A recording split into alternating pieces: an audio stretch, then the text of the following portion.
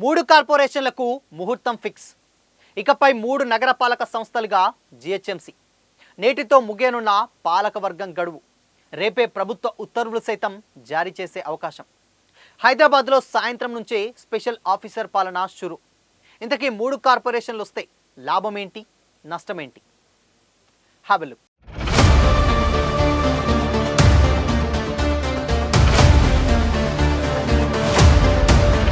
నమస్తే, welcome to Disha TV. Telangana core urban region టీసీయూఆర్ను మూడు గ్రేటర్ మున్సిపల్ కార్పొరేషన్లుగా ప్రభుత్వం నిర్ణయించిన విషయం తెలిసిందే. అందులో భాగంగానే జిహెచ్ఎంసీలోని 27 యూఎల్బీలను విలీనం చేయడంతో పాటు జిహెచ్ఎంసీని 300 వార్డులుగా పునర్విభజించింది. త్వరలోనే మూడు మున్సిపల్ కార్పొరేషన్లుగా విభజించేందుకు అధికారులు అన్ని ఏర్పాట్లు చేసుకున్నారు. ఇందుకు సంబంధించినటువంటి పేపర్ వర్క్ మొత్తం కూడా రెడీ చేసుకున్నారు. నేటితో జిహెచ్ఎంసీ పాలక మండలి గడువు ముగియనుంది. మంగళవారం సాయంత్రం 5 గంటల తర్వాత స్పెషల్ ఆఫీసర్ పాలన విధిస్తూ ప్రభుత్వం ఉత్తర్వులు సైతం జారీ చేసింది.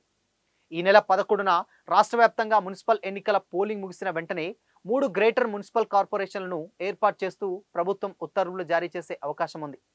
ప్రస్తుతం జిహెచ్ఎంసీలోని 12 జోన్లను విభజించనున్నారు. పాత జిహెచ్ఎంసీ పరిధిలో ఖైరతాబాద్, సికింద్రాబాద్, చార్మినార్, రాజేంద్రనగర్, గోల్కొండ, శంషాబాద్ జోన్లతో greater Hyderabad municipal corporation కొనసాగనుంది.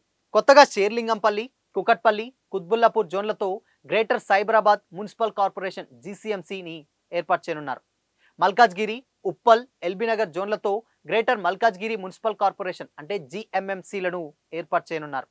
GHMC పాలకవర్గం గడువు కూడా మంగళవారంతో ముగియనుండడంతో స్పెషల్ ఆఫీసర్ పాలన కూడా ప్రారంభం కానుంది. 2053 చదరపు కిలోమీటర్ల పరిధిలోని జిహెచ్ఎంసీకి స్పెషల్ ఆఫీసర్గా స్పెషల్ చీఫ్ సెక్రటరీ జయేష్ రంజన్ను నియమించేటువంటి అవకాశం ఉందని తెలుస్తుంది. ఇప్పటికే Jayesh Ranjan Hyderabad metropolitan region urban development department special chief సెక్రటరీగా కొనసాగుతున్నారు. జిహెచ్ఎంసీ పాలకవర్గం గడువు మంగళవారం సాయంత్రం 5 గంటల తర్వాత ముగియనుంది. Mayor Gadwal Vijayalakshmi, deputy mayor Srilatha Shobhan Reddy నేతృత్వంలో జిహెచ్ఎంసీ పాలకవర్గం 10 ఫిబ్రవరి 2021లో కొలువుదీరింది. 5 ఏళ్లలో ఎన్నో అభివృద్ధి పనులు సైతం చేశారు. 5 ఏళ్ల కాలంలో 15 కౌన్సిల్ సమావేశాలు నిర్వహించారు. 150 మంది కార్పొరేటర్లతో కొలువైనటువంటి పాలక మండలి దిగిపోయే నాటికి బలంగా అంటే 144గా మిగిలింది. ఇద్దరు కార్పొరేటర్లు మహమ్మద్ ముబీన్, మజీద్ హుస్సేన్ ఎమ్మెల్యేలుగా ఎన్నికయ్యారు. దేవర కరుణాకర్, షాహీన్ బేగం, ముజాఫర్ హుస్సేన్, వంగా మధుసూదన్ రెడ్డి మృతి చెందారు. అయితే టీసీయూఆర్ పరిధిలో కొత్తగా ఏర్పాటు చేయనున్నటువంటి 2 గ్రేటర్ మున్సిపల్ కార్పొరేషన్లకు ఆఫీసులకు సైతం రెడీ చేస్తున్నారు. మాదాపూర్లోని నేషనల్ అకాడమీ ఆఫ్ కన్స్ట్రక్షన్స్ అంటే ఎన్ఎస్సి భవనంలో గ్రేటర్ సైబరాబాద్ మున్సిపల్ కార్పొరేషన్ ఆఫీసును ప్రారంభించేందుకు అధికారులు కసరత్తు చేస్తున్నారు. రెనోవేషన్ పనులు సైతం కూడా జరుగుతున్నాయి. అప్పటి వరకు తాత్కాలికంగా మణికొండ మున్సిపల్ ఆఫీసులు విధులు నిర్వహిస్తున్నారు. తార్నాకలోని పాత హెచ్ఎండిఏ ఆఫీసులో గ్రేటర్ మల్కాజ్గిరి మున్సిపల్ కార్పొరేషన్ ప్రధాన కార్యాలయాన్ని ఏర్పాటు చేయనున్నారు. కమిషనర్ ఛాంబర్, సెక్షన్లకు సంబంధించినటువంటి క్యాబిన్లతో పాటు కంప్యూటర్లకు సంబంధించినటువంటి పనులు కూడా జరుగుతున్నాయి. ఇక పాత ఆఫీసులోనే జిహెచ్ఎంసీ కూడా కొనసాగనుంది. అయితే మొత్తంగా ఎప్పటి నుంచో రాష్ట్ర ప్రభుత్వం ఈ మూడు ఏదైతే జిహెచ్ఎంసీ పరిధిలో ఉన్నటువంటి వీటి దాదాపు ఉన్నటువంటి స్థానాలని దగ్గర దగ్గర 3 కార్పొరేషన్లుగా విభజించాలని కూడా ఎప్పటికప్పుడు ఎప్పుడో గతంలోనే చెప్పుకొచ్చింది. అయితే బీఆర్ఎస్ ప్రభుత్వంలో ఉన్నప్పుడు కంప్లీట్గా ఇది మొత్తం ఒకే విధంగా ఉండేది. అయితే ఈసారి దాన్ని 3 విభాగాలుగా విభజించింది. అయితే దీనివల్ల లాభం ఏంటి, నష్టం ఏంటి అనేది కూడా చూసుకుంటే డెఫినెట్గా పని విధానం అనేది ఎవరికి వారు అంటే ఎక్కడున్నటువంటి ఏరియాస్ వాళ్ళు అక్కడ వాళ్ళకు చాలా చాలా ఈజీగా అవుతుంది. అండ్ మొత్తంగా ఏదైనా సమస్య వచ్చినప్పుడు అందరూ కూడా ఒకే దగ్గరికి రాకుండా ఎవరికి సంబంధించినటువంటి ఏరియాస్లలో వారే పరిష్కరించుకునేటువంటి విధంగా ఈ విధానాన్ని తీసుకొచ్చినట్లయితే తెలుస్తుంది. కానీ దీనివల్ల లాస్ ఉందా అంటే డెఫినెట్గా లాస్ ఎంతో కొంత ఉండొచ్చు. ఎందుకంటే ఏదైనా ఒక వ్యక్తి అవసరం ఉన్నప్పుడు హెడ్ ఆఫీస్లో ఏదైనా ఉంటే మేబీ ఇప్పుడు కొత్తగా ఏర్పాటైనటువంటి సిచ్యువేషన్స్ అంటే ఇదంతా కూడా సెట్ అవ్వడానికి కొంచెం ఎట్లా లేదన్నా టైం పట్టేటువంటి అవకాశం అయితే లేకపోలేదు. అయితే ఇప్పుడు గతంలో గద్వాల్ విజయలక్ష్మి మేయర్గా ఉన్నటువంటి సిచ్యువేషన్స్లో ఆ టైంలో ఆవిడ బీఆర్ఎస్ పార్టీ నుంచి వెళ్ళి గెలిచి కాంగ్రెస్లోకి చేరింది. కాంగ్రెస్లో గెలిచిన తర్వాత కూడా అంటే చాలా సందర్భాల్లో కొన్ని మంచినే సమావేశాలు అవి కూడా నిర్వహించారు. దాని తర్వాత కొంతమంది దాంట్లో నుంచి వెళ్ళి ఎమ్మెల్యేలుగా ఎన్నికయ్యారు. దాని తర్వాత ఒక్కొక్కటిగా అభివృద్ధి పనులు కూడా చేసుకొచ్చినటువంటి సిచ్యువేషన్స్ కూడా కనిపించాయి. అయితే బీఆర్ఎస్ నుంచి గెలిచి కాంగ్రెస్లోకి వెళ్ళినటువంటి తర్వాత మరి పరిస్థితి ఏ విధంగా ఉంది అంటే డెఫినెట్గా కొద్ది రోజులకే అంటే కాంగ్రెస్ ప్రభుత్వం ఏర్పడడం, దాని తర్వాత ఆవిడ ఇక్కడ కాంగ్రెస్లోకి రావడం, దాని తర్వాత ఇప్పుడు కాంగ్రెస్ ప్రభుత్వం ఏదైతే ఉన్నటువంటి జిహెచ్ఎంసీ మొత్తాన్ని 3 విభాగాలుగా విభజించి పనులకు కొంచెం వెసులుబాటు అయ్యేటువంటి విధంగా కూడా ఈ చొరవ అయితే తీసుకున్నట్లయితే తెలుస్తుంది. స్టిల్ ఇప్పటివరకు అయితే గతంలో ఎన్నికైనటువంటి ఏదైతే జీహెచ్ఎంసీ పాలకవర్గం ఉందో అది అంటే నేటితోటి 2026 ఫిబ్రవరి 10 తోటి ఈ పాలకవర్గం ముగియనుంది. అయితే ఇప్పటినుంచెల్లి అంటే ఈరోజు మంగళవారం సాయంత్రం నుంచెల్లి మొత్తం హైదరాబాద్ మొత్తానికి కూడా స్పెషల్ ఆఫీసర్ పాలన అయితే రాబోతుంది. అయితే సిఎస్ రంజన్ దీనికి బాధ్యతలు వహించేటువంటి సిట్యుయేషన్స్ కూడా కనిపిస్తా ఉన్నాయి. ఎందుకు అంటే ఆయన గతంలో ఇప్పుడు డెవలప్‌మెంట్ ఆఫీసర్‌గా ఉన్నాడు. చాలా చాలా రకాలైనటువంటి సీనియారిటీ ఉంది. సో ఎలక్షన్స్ జరిగేంత వరకు కూడా దీన్ని ముందుకు వెళ్ళి దీని తర్వాత ఈయన ప్రత్యేక అధికారుల పాలనలో ఇప్పుడు దానికి స్పెషల్ చీఫ్ ఆఫీసర్‌గా రంజన్ ఉండేటువంటి అవకాశాలు చాలా ఎక్కువగా కనిపిస్తున్నాయి. అయితే రాష్ట్ర వ్యాప్తంగా ఇప్పుడు ప్రెజెంట్ ఏదైతే మున్సిపల్ ఎన్నికలు జరుగుతూనే ఉన్నాయి. 11వ తారీఖున ఎలక్షన్స్ ఉంటాయి.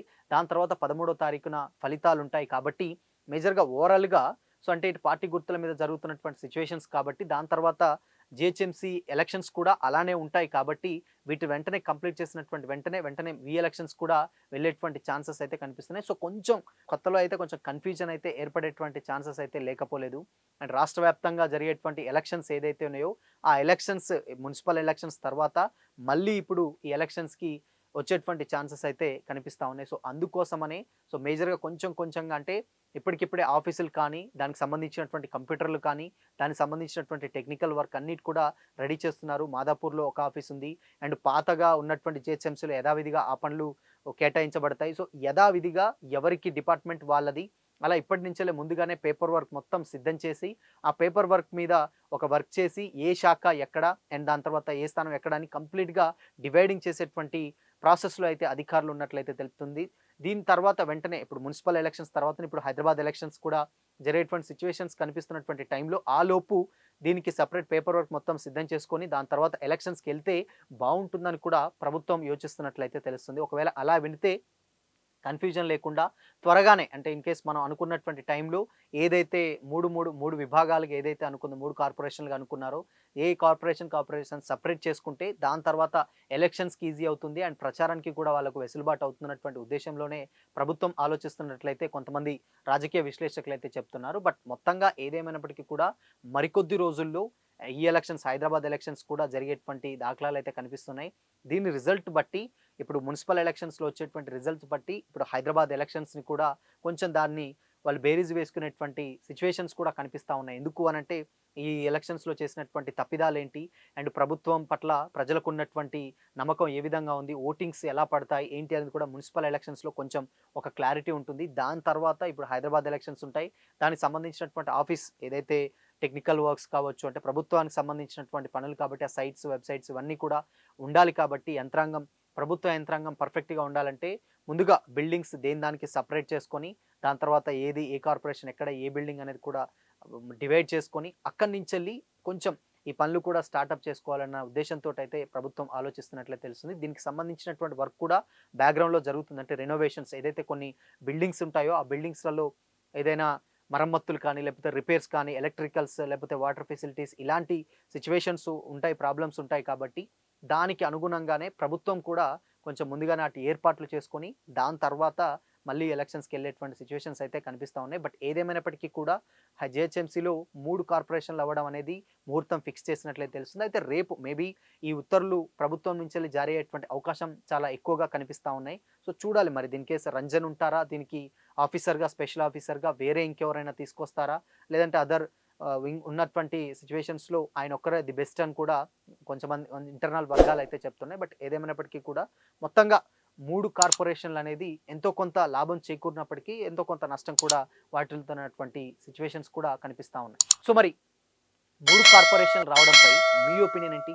ఇలా రావడం నష్టమా? లాభమా? మీ ఒపీనియన్‌ని కామెంట్ చేసి చెప్పండి.